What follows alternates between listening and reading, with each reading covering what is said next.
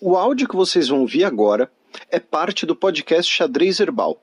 Caso vocês queiram ouvir mais sobre esse assunto e outros temas de política internacional, é só ir em xadrezherbal.com. Bem, seguimos no velho continente para o match.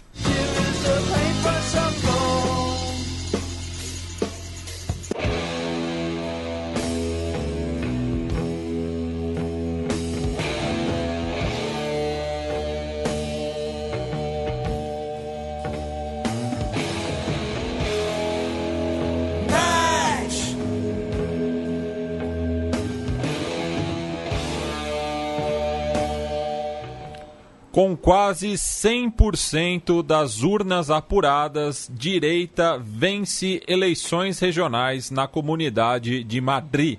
As eleições, regionais para Madrid, para a Comunidade de Madrid, a gente comentou, foram, de certa forma, relâmpago, porque foi em 10 de março que tivemos o voto de desconfiança de uma aliança bem de ocasião entre o PSOE, de centro-esquerda, e os Ciudadanos de direita, para tirar o PP, o Partido Popular, do poder, por conta do rompimento, da aliança entre o PP e os Ciudadanos, tá?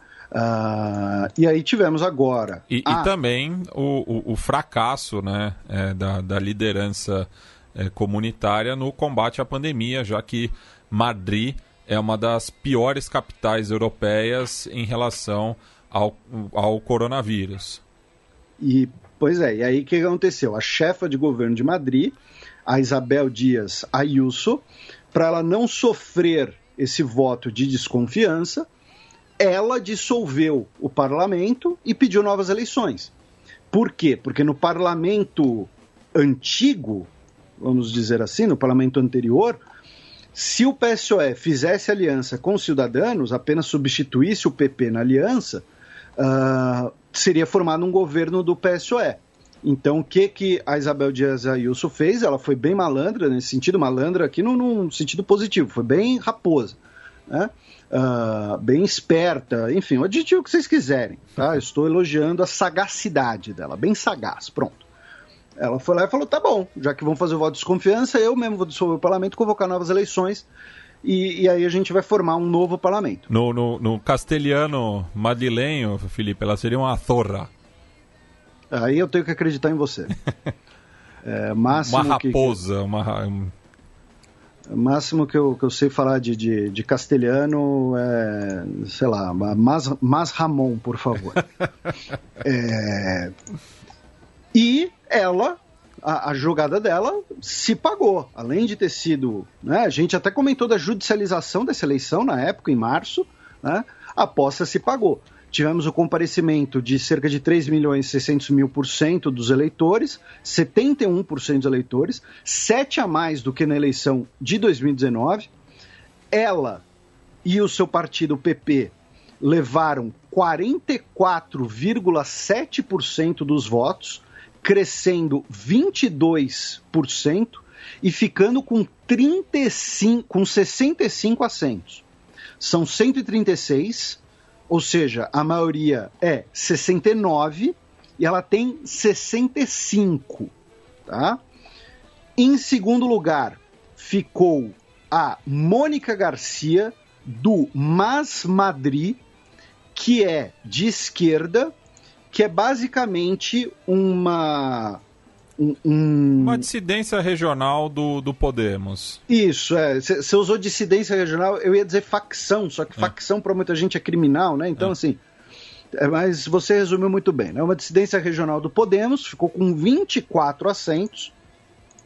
Em terceiro lugar, ficou o PSOE, que foi o segundo maior perdedor da eleição, teve 10% de votos a menos, tá? Levou apenas 17% dos votos, perdeu 13 assentos.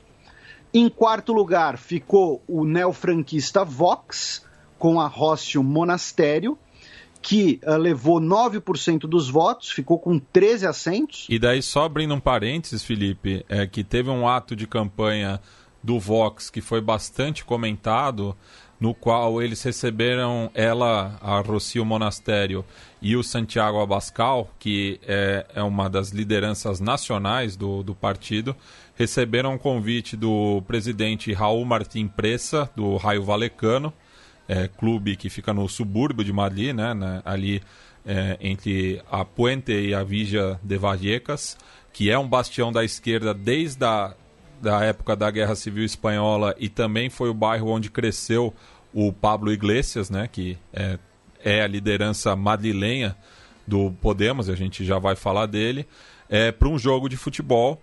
E boa parte da torcida ficou revoltada, né, por conta desse convite, até porque os torcedores estão impedidos, né, de acessar o estádio, e daí são convidados 2 representantes do neofranquismo, e no dia seguinte eles foram ao estádio com roupas contra o contágio, né, aquelas roupas amarelas, né, com máscara e tudo, e desinfectaram o estádio de Vallecas, né?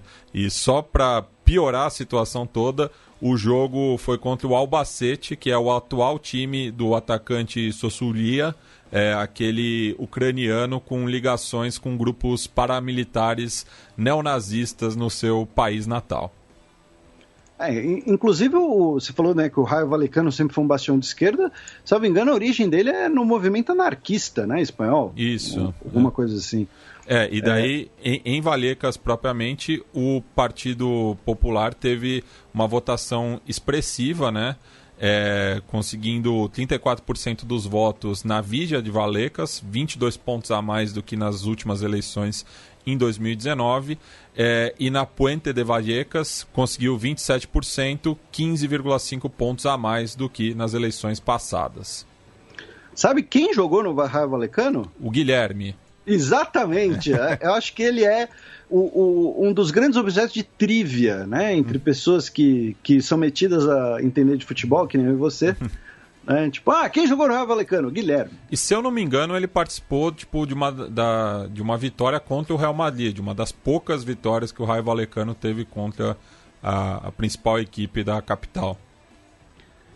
Saindo da polêmica do Vox, para a gente só fechar aqui, em quinto e último lugar ficou o Podemos, com 1,6% a mais dos votos, ganhou 3 assentos, ficou com 10 no total, e o Ciudadanos recebeu 3,6% dos votos. O que isso quer dizer? Que ficou abaixo dos 5% de piso. Então, os Ciudadanos, que tinha 26 assentos, foi obliterado da Assembleia Regional de Madrid. Todo o seu eleitorado, né, migrou aí ou para o PP ou para o Vox. Imagino eu, talvez tenha um ou outro que migrou para o Mais Madrid, outro que não votou, enfim. Então, né, para a gente fechar aqui o placar, o Partido Popular, 65 assentos, vitória inconteste, só que ainda faltam 4, né, para ter uma maioria. Então, de qualquer maneira, o PP consegue formar um governo, né, mesmo que com minoria, até porque a Rocío Monastério, a líder do Vox, a candidata do Vox, disse que vão permitir a posse da Isabel Díaz Ayuso para impedir a esquerda. E um detalhe da biografia da Rocío Monastério é que ela é de uma família hispano-cubana. Então, isso explica muito, né, do posicionamento dela. Pois é, como a gente se fala, né, os cubanos acabam sendo normalmente muito conservadores, especialmente os que vão para Estados Unidos e Espanha, né? E a Mônica Garcia, que vai se tornar líder da oposição, porque o Mais Madrid ficou maior que o PSOE. E aí tivemos o anúncio do Pablo Iglesias, o ex-líder do Podemos, ex-vice-primeiro-ministro, ex-ministro de governo, secretário-geral do partido 2014-2021, dizendo que ele vai se aposentar da política porque ele foi transformado num bode expiatório. Aí, meu caro Pablo Iglesias, você vai me desculpar, mas não é a primeira vez que eu, particularmente, critico você. E esse papo de, vou me aposentar porque estamos fazendo de bode expiatório, você só tomou decisão errada, filhão. A própria Rócio Monastério do Vox acabou de dar o exemplo contrário. Ela falou, olha, eu sou líder do Vox, né, o partido neofranquista. A gente não vai fazer coalizão com o PP, mas a gente vai autorizar a posse do PP, porque senão vai travar o governo, a esquerda pode ir melhor nas eleições e tal. O contrário do que o Pablo Iglesias fez esse tempo todo. A Espanha passou por tantas eleições nos últimos anos, em parte por conta do Pablo Iglesias, que não queria dividir o poder com o PSOE, aí queria novas eleições, achando que o vencedor das eleições seria o Podemos, sendo que o Podemos já tinha atingido o seu teto eleitoral. Então, assim, ele tomou um monte de decisão errada, foi um tópico até demais quando esteve no poder. Eu tenho certeza que alguns ouvintes nossos vão ficar bravos comigo, mas tudo bem, o que eu posso fazer? E agora tá com esse choro aí de, eu vou me aposentar, estão me usando de bode expiatório. Porra. E assim, muitas dessas medidas ele tomou de forma bastante personalista, né? Muitas vezes não ouvindo a própria base de apoio ou somente os seus apoiadores, né, mais próximos dentro da lógica partidária, mas em outro aspecto ele recebeu ameaças de morte durante o processo eleitoral. É importante você ter destacado mesmo. E inclusive a própria Rocio Monastério levou uma com ele nesse aspecto, assim, ela não botou muita fé e acabou criando ali um clima de constrangimento. Então, assim, só para a gente lembrar, em abril de 2019, a gente teve o Pedro Sanches, do PSOE, vencendo as eleições e o Podemos ficando em quarto, só que o Pablo Iglesias enrolou, demorou para formar o governo, aí a gente teve as eleições de novembro de 2019, em que o Podemos perdeu 7 assentos de uma eleição para outra, o PSOE perdeu 3 assentos de uma eleição para outra e o Vox ganhou 28. Então, assim, ok, estão te usando de bode expiatório, ele recebeu ameaças de morte, a gente vai repercutir mais essas ameaças, que a gente chegou até a citar no programa passado, mas essa coisa de estão me usando de bode expiatório não cola, porque ele tomou decisões erradas. E ele foi muito pouco pragmático para alguém que se dispõe a ser um político mainstream. A questão você pode ser utópico quanto você quiser na sua vida acadêmica, na sua vida privada, na sua vida militante, mas se você fala, olha, quero concorrer como primeiro-ministro, aí você está delimitado pelas regras do jogo, você tem que pensar dentro dessas regras do jogo. Não adianta falar, eu quero mover meus exércitos de Vladivostok para o Sudão. Não pode pela regra, estão me usando de bode expiatório. E daí joga o tabuleiro para cima. Pois e aí joga o tabuleiro e faz guerra de pecinha, aí perde pecinha, aí depois você pisa na pecinha, faz dói, enfim, é uma desgraça. Se for o War 2 com aqueles aviãozinhos, você também pisa nele e quebra. Eu sou um conservador do War. Eu também, eu só jogo mas eu gostava dos aviãozinhos do 2. Pra brincar, não no War. Enfim, então, eleições madrilenhas resolvidas, e aí, como o Matias, né, já comentou, e isso é importante, né, foi muito importante ter destacado, porque também tem uma pressão, né, violenta de outro tipo para cima dele. Nós tivemos mais 3 casos de ameaças, de cartas ameaçadoras enviadas pelo correio nas últimas 2 semanas. A ministra do Turismo, Reyes Maroto, disse que recebeu uma faca pelo correio, tá? E a polícia já teria identificado um suspeito. A candidata e reeleita, né, Isabel Dias Ayuso, também teria recebido uma carta com balas, e eu digo, também teria recebido uma carta com balas, porque na semana retrasada a gente falou de cartas com balas. Essa da faca que foi, entre aspas, diferente. Tá? Mas a Isabel Dias Ayuso disse que era destinatária, e aí as autoridades interceptaram. Tá? E o ex-chefe de governo, o Zapatero, José Luiz Zapatero, que era do PSOE, também recebeu uma carta com balas. Tá? Segundo aqui nesse caso, o El Periódico fala que tinham 2 balas e que foram interceptadas também pelos Correios e que elas são diferentes dos outros casos porque eram balas de pistola. Normalmente as balas que as outras pessoas receberam, como o próprio Pablo Iglesias, eram balas de fuzil, tá? De calibre 7,62. Tá? Então, mais 3 episódios de cartas ameaçadoras, com balas, facas, enfim, enviadas na Espanha. Da Espanha, a gente cruza os Pirineus, vamos até a França, onde uma decisão, né, da justiça de não julgar o Kobili Traoré pela morte da Sara Halimi em 2017. Ela era uma vizinha dele, judia, e ele teria agido por violência sectária pelo fato dela ser judia, e ele bateu nela e jogou ela da janela. E aí ela morreu na queda. Tá? As cortes reconheceram o crime como antissemita, porém declararam que o homem não pode ser julgado, pois ele não tem competência mental para isso. Ele atualmente está num hospital psiquiátrico e ele estaria, no momento do assassinato, ele estaria num momento de alucinação induzido pelo uso de drogas. Tá? A família disse que aquilo era uma injustiça e várias pessoas protestaram contra essa decisão.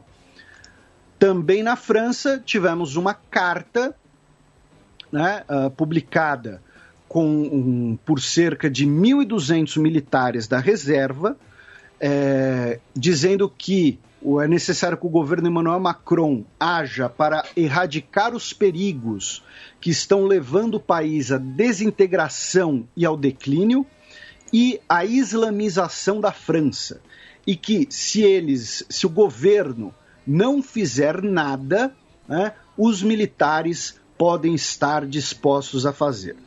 A Marine Le Pen, ela não endossou explicitamente a carta, porém ela, digamos assim, ela disse compartilhar a aflição manifestada pelos patriotas, tá? Então, assim, ela falou, não sou a favor, né, da carta dos militares da reserva e tal, mas compartilho da aflição, né, da islamização da Europa, aquela teoria da conspiração, né, de a grande substituição, né, que os brancos estarão sendo substituídos pelos povos, entre aspas, inferiores e tudo mais. E nesse caso, é interessante a gente colocar em certo contexto, e aí sim, né, trazendo para a nossa formação de história, que a carta foi publicada foi primeiro publicada no dia 21 de abril, né? E a gente não repercutiu no programa anterior, por quê? Porque a Marine Le Pen só expressou essa solidariedade, né, com a aflição expressa na carta no dia 27. Foi aí que ela se tornou muito mais notícia. O dia 21 de abril é o dia do golpe de Argel, né, quando os militares linhas duras tentaram derrubar o Charles de Gaulle para retomar a guerra na Argélia. E na França ocorre algo, de certa forma, parecido quando a gente fala das diferentes gerações de militares no Brasil, né? Porque no Brasil você ainda tem uma geração de militares formada no contexto do AI-5, né? Então, o próprio... Boa parte dos que estão no atual governo, né? Isso, entre eles o vice-presidente general Hamilton Mourão. Não, e o topo da carreira nativa também. Né? O topo da carreira nativa ainda foi formado no final da década de 70. O general Edson Pujol, que saiu recentemente, ele era de 77, turma de 77, se eu não me engano. O Heleno é da década de 60 ainda, por exemplo. Então, são pessoas que foram formadas em um contexto não democrático, em um contexto ali da ideia de guerra permanente, né, de guerra contra um inimigo político, um inimigo oculto. Né? Inclusive, um pouco da formação militar de militares brasileiros durante a ditadura veio de militares franceses com táticas anti-insurreição aprendidas na Argélia. E no caso desses militares franceses, muitos deles são, não dá nem para dizer que são veteranos, mas que são pessoas ainda formadas, né, no contexto da Guerra da Argélia. Então, esse capitão que puxou a carta, ele passou para a reserva em 87. E ele iniciou sua carreira militar ali no finalzinho da guerra na Argélia, que foi um conflito. A gente tem Fronteiras Invisíveis sobre a história da Argélia, inclusive, que foi um conflito extremamente violento, né, porque era um conflito que tinha muitos lados envolvidos, e também um conflito extremamente ideológico. Né? Todas essas questões de islamização da França remetem ao conflito na Argélia, inclusive. E a própria FLN, né, a Frente de Libertação Nacional da Argélia, também exportou, né, técnicas de guerrilha, principalmente na América Latina. Né? Sim, e, por exemplo, os Panteras Negras tinham ligações com eles também. Então, por que eu estou falando disso? Porque eu acho muito improvável que esse pensamento expresso nessa carta seja um pensamento que, com o perdão do trocadilho de Big Brother, que tenha muito vigor dentro da ativa das Forças Armadas Francesas e dentro, especialmente, dos oficiais mais modernos, formados em tempos mais recentes. Então, me parece muito mais um estertor de uma geração anterior do que um pensamento corrente.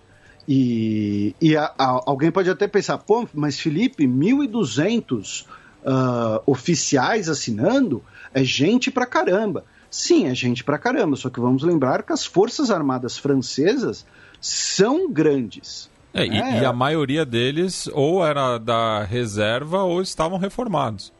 Sim, ninguém da ativa assina esse negócio, eu acho. Então, as Forças Armadas Francesas são relativamente grandes. Tá? Ainda, inclusive, como parte da herança do Império Colonial. Né?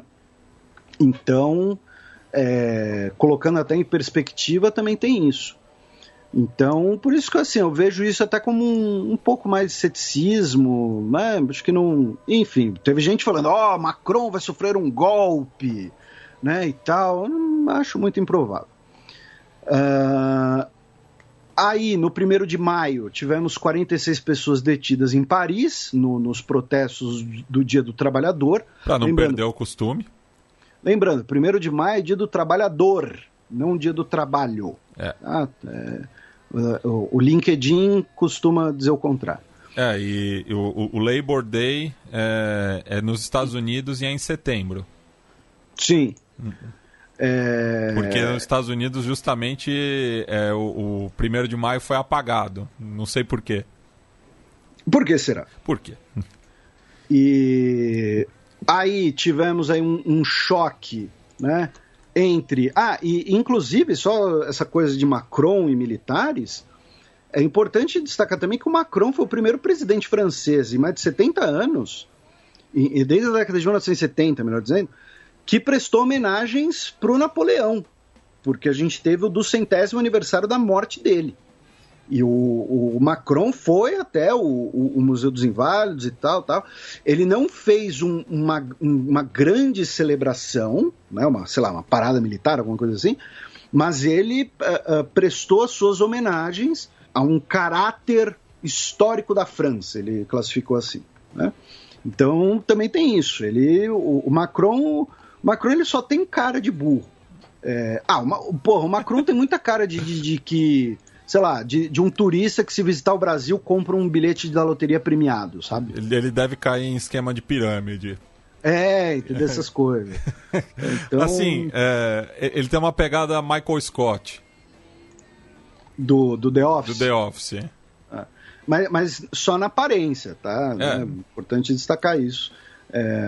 Um abraço aí pro Manu, tá? Sempre bem-vindo aqui para aparecer aqui no programa e tal. Primeira entrevista exclusiva do Macron, um podcast brasileiro, tem que ser no Xadrez Herbal. A França e o Reino Unido também tiveram aí umas cutucadas nessa semana, especialmente em volta da ilha de Jersey, né? Lembrando que a ilha de Jersey, ela é uma dependência da coroa que fica no Canal da Mancha, mas colada em território francês, tá? A ilha de Jersey, ela não fica tipo no meio do canal, ela fica muito perto da França, ela fica colada na França. Os franceses chamam de Jersey.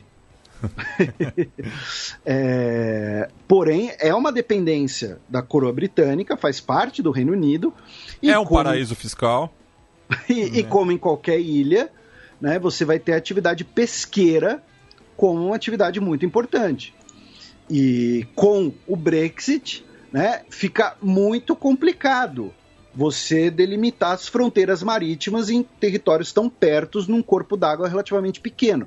Então tivemos navios pesqueiros britânicos pescando em águas supostamente francesas, e aí os franceses mandaram barcos de patrulha da marinha, aí um chegou até a dar uma cutucada num barco pesqueiro, deu uma leve abalroada, assim, aí teve um pescador britânico, imagino que ele deve ser torcedor do Manchester, ele disparou um rojão na direção do barco de patrulha francês. São cenas que a gente já viu antes, né? E a grande questão é que o governo de Jersey emitiu novas autorizações de pesca que, segundo a França, prejudicam a pesca francesa e foram feitos sem a negociação. E o governo francês chegou até a ameaçar suspender o fornecimento de energia elétrica a Jersey, porque Jersey, como a gente falou, é do lado da França. Então, energia elétrica que chega na cidade, eu acho que basicamente todos os serviços básicos devem vir da França, né? Então, assim, por mim, sentava o governo francês, o governo britânico, a França botava, sei lá, 50 milhões de euros na mesa e pronto, Jersey passava para a França, acabou. E a população teria direito de decidir onde quer viver. São 100 mil pessoas. Então, uns vão para cá. E tem muito português lá, inclusive. Não me pergunte por quê. Mas alguns dos nossos ouvintes certamente vai saber, porque a gente vai ter algum ouvinte que mora em Jersey. Não, provavelmente, assim como tem muito português na França, por conta do salazarismo, né? Pode ser, de fato, tem razão, que fugiam para lá. Aí a gente cruza de vez o Canal da Mancha, vamos para o Reino Unido, onde a Comissão Eleitoral vai investigar o Boris Johnson por conta da reforma que ele realizou na residência oficial de Downing Street. O que aconteceu? No programa passado a gente falou que ele e o Dominic Cummings começaram a lavar roupa suja em público, e parte dessa lavação de roupa suja foi dizendo que ele usou dinheiro aí de um doador de campanha, né, para reformar a residência oficial. Tá? O premier disse que todos os custos da reforma saíram do bolso dele, tá? Do bolso pessoal dele, e as reformas teriam sido realizadas, inclusive, por conta ali dele residir com a namorada, né, na residência oficial, que não é esposa dele, então teria que fazer lá algumas adequações. Não peguei direito qual foi o moralismo, e as reformas foram no valor de cerca de 200 mil libras esterlinas, o que, convertendo para real, atualmente dá cerca de 5 trilhões. Ainda no Reino Unido, e a gente falou da Irlanda nas efemérides, a chefe de governo da Irlanda do Norte pediu para sair, a Arlene Foster, depois de sofrer um voto de desconfiança interno do seu partido. Tá? Ela que é do Partido Democrático Unionista, ou seja, um partido pró-Londres, e sofreu aí esse voto de desconfiança com mais de 20 integrantes do partido, 20 parlamentares do partido, dizendo que não confiam na liderança dela e, por isso, ela renunciou. E aí, aproveitar esse contexto, passar rapidamente pelas eleições que estão ocorrendo ontem e hoje no Reino Unido. Ocorreram ontem, mas estão sendo apuradas ainda os resultados. Tá? Tivemos uma eleição tampão no distrito de Hartlepool, e que, porque o ex-parlamentar pelo distrito, o Mike Hill, do Partido Trabalhista, renunciou, e foi um resultado que deixou muita gente chocado, porque o distrito é considerado um dos tradicionais Red Walls, ou seja, parte da Muralha Vermelha, ali que fica bem no miolo inglês, especialmente, onde o Partido Trabalhista sempre teve muita força. E a candidata do Partido Conservador, a Jill Mortimer, foi eleita vencendo o candidato trabalhista. Ela foi eleita com 52% dos votos. Foi o melhor desempenho na história do distrito, inclusive, o melhor desempenho do Partido Conservador. Temos eleições para prefeito de Londres, tá? Resultados ainda não foram publicados. O Sadiq Khan, do Partido Trabalhista, disputa a reeleição. Ele é favorito, segundo as pesquisas. E o candidato do Partido Conservador é o Sean Bailey, tá? Que faz parte da Assembleia de Londres desde 2016, como seria ali a Câmara Municipal. Ele que é de uma família de origem jamaicana. Tá? Ele que, inclusive, é o primeiro candidato negro à Prefeitura de Londres pelo Partido Conservador, salvo engano. Primeiro ou segundo, tô na dúvida agora. Também estamos tendo eleições para o Parlamento Nacional Escocês. Os resultados preliminares estão confirmando as pesquisas, uma vitória avassaladora do Partido Nacional Escocês, que pode ficar com maioria, sozinho. Tá? São 129 assentos, ou seja, a maioria é 65 assentos, e a boca de urna ali está dando uma vitória do Partido Escocês, um Partido Nacionalista Escocês. E também temos a eleição para a Senedd, que é o parlamento galês, na qual os trabalhistas tinham a vantagem, tinham domínio, e, segundo as pesquisas, vão manter essa vantagem, porém, repito, não temos os resultados ainda. Tá? Pelo menos enquanto gravamos esse programa. Para fechar, o Reino Unido, o governo britânico negou uma notícia que vazou a partir do Irã, de que o Irã e o governo britânico teriam realizado um acordo para o retorno da jornalista Nazanin Zaghari-Ratcliffe, em troca de que o Reino Unido cumpriria uma dívida que tem para com o Irã.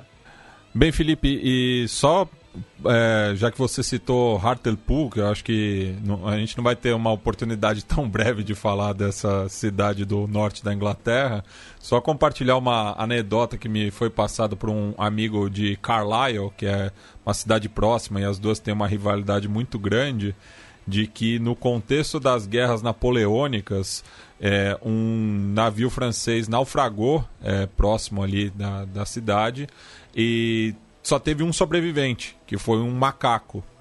E a população local decidiu enforcar o macaco por ser um espião francês, e daí os nativos de Hartlepool passaram a ser chamados pelas cidades vizinhas de monk hangers.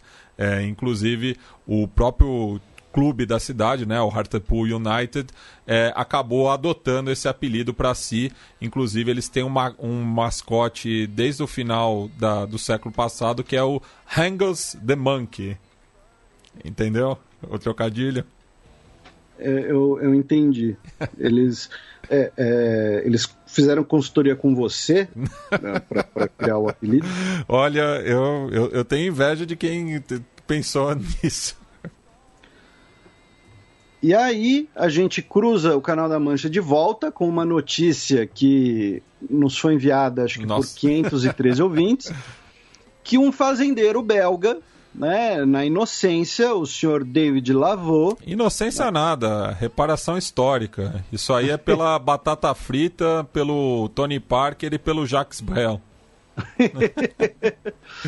Ele foi passar ali, né, o trator, enfim, foi ali, né, passar ali pela sua fazenda, e ele moveu uma pedra de lugar. Né? Até aí, né, sei lá, tudo bem. A diferença é que a pedra era um marco fronteiriço. Então, ele deslocou a fronteira em 2,29 metros, né, dando ali um pedacinho de território para a Bélgica, como você falou aí, teria sido indenização, né? E aí o que acontece? Né? As autoridades belgas disseram que vão entrar em contato com o fazendeiro, pedir que ele recoloque a pedra no seu local original e que, e se isso não for feito, pode ser convocada a Comissão de Fronteira Franco-Belga, que não é convocada desde 1930. Porque, né? Então, assim...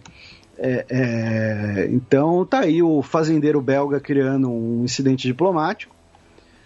Da Bélgica, vamos para a Alemanha, com 3 notícias. A primeira é que o governo alemão, né, via sua ministra da Cultura, Monika Grütters, anunciou que vão devolver cerca de 1.000 objetos de bronze para a Nigéria, tá? Alguns deles foram saqueados por tropas britânicas, tá? E foram parar na Alemanha. Outros foram saqueados pelos alemães, especialmente ali durante a existência do Império Colonial Alemão. E a devolução desses objetos vai ser para a Nigéria por conta ali da localização original desses objetos, embora muitos sejam de outras, de culturas que, por exemplo, que poderiam ser reivindicadas pelo Benin também, né? Lembrando que a Nigéria é uma criação relativamente recente. Então, está aí mais um passo, né, na normalização dessas relações. A gente sempre fala dessa questão de patrimônio histórico. Mas então quer dizer que eu não vou conseguir, né, não vou poder ver os objetos e tal? Não, vai poder. E a grande questão desse intercâmbio, né, de patrimônio é ser um intercâmbio. Né? Então, olha só, eu tenho aqui... isso é uma falácia muito usada nesse debate. Né? O bom das coisas estarem no British Museum é porque você vai no British Museum e você vê coisas do mundo inteiro lá. Ok, mas isso pode ser feito com um negócio chamado consentimento também. Né? Então, assim, você devolve esses objetos que são parte do patrimônio histórico-cultural da Nigéria, no caso, né? E aí as instituições, né, um museu alemão e um museu nigeriano, uma universidade, enfim, o que for, vocês querem exibir um objeto alamano no museu de vocês? E aí vocês mandam um daqueles bronzes do Benin e a gente expõe aqui. Então, você fica com a custódia desse objeto ou com a custódia desse e faz esse intercâmbio. E os dois saem ganhando e os dois concordaram com isso. Olha só que bonito. Né? Não precisa ser, então, a gente te saqueou e é nosso. Não precisa ser assim. Né? Então, tá aí. As autoridades alemãs também denunciaram que desmantelaram uma das maiores redes de pornografia infantil do mundo. E aí não tem consentimento. Pois é, exatamente, né? É crime por conta disso. Chamada Boys Town, que teria cerca de 400 mil membros. A operação da Polícia Criminal Federal, a BKA, foi feito com cooperação de autoridades na Holanda, Suécia, Austrália, Estados Unidos, Canadá e Interpol. E foram revistados 7 imóveis na Renânia do Norte e Westfália e 4 alemães foram presos, que teriam as funções de implementar tecnicamente e manter a plataforma de pornografia infantil. Tá? Então, assim, eram os caras que mantinham o fórum no ar, mantinham os servidores no ar, e eu não posso comentar porque a Carta de Direitos Humanos da ONU me impede.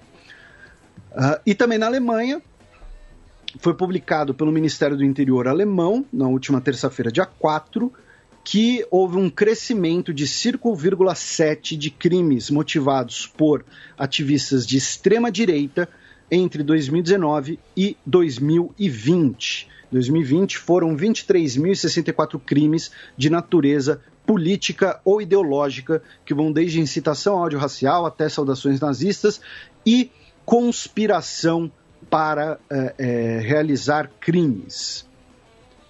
Da Alemanha, nós vamos para Liechtenstein, onde o príncipe Emanuel von und zu Liechtenstein, tá?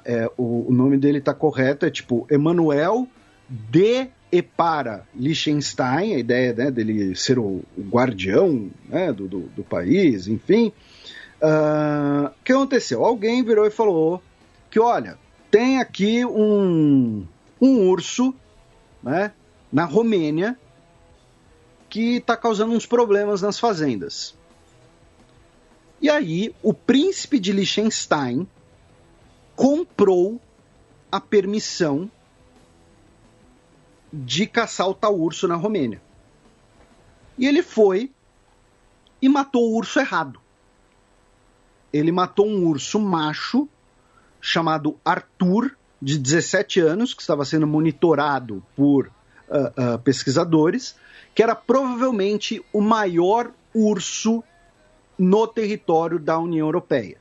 Né? Não era o maior urso da Europa, porque tem Noruega e Rússia, né? Então, mas vamos fazer para... Era provavelmente o maior urso da União Europeia. Então, o príncipe, ele pagou para matar um animal que supostamente estava perturbando fazendas e matou o urso errado. E aí acharam um documento vazado, ainda por cima a tal da caça, né, que ele foi autorizado, teria sido fraudulenta. Porque na Romênia a caça por, entre muitas aspas, esporte é proibida. Você só pode matar um animal silvestre caso ele comprovadamente cause problemas, danos, ou seja, uma ameaça para os seres humanos. Então, ainda teria tido isso, essa falcatrua, né, na permissão da caça, entre aspas, problemática. Tá? E aí ele foi lá, ainda por cima, matou o urso errado. Tá? E no braço você não quer, né, príncipe?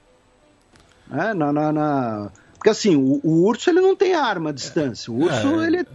É muito small dick energy, né? Desses monarcas europeus. Pois é, e Liechtenstein é uma coisa... Assim, Liechtenstein não é só small dick, né? Small country também. Mas é um resquício... É literalmente um resquício de feudalismo. Né? Liechtenstein é uma... Assim, contraria qualquer coisa relativa à nacionalidade moderna, Estado nacional...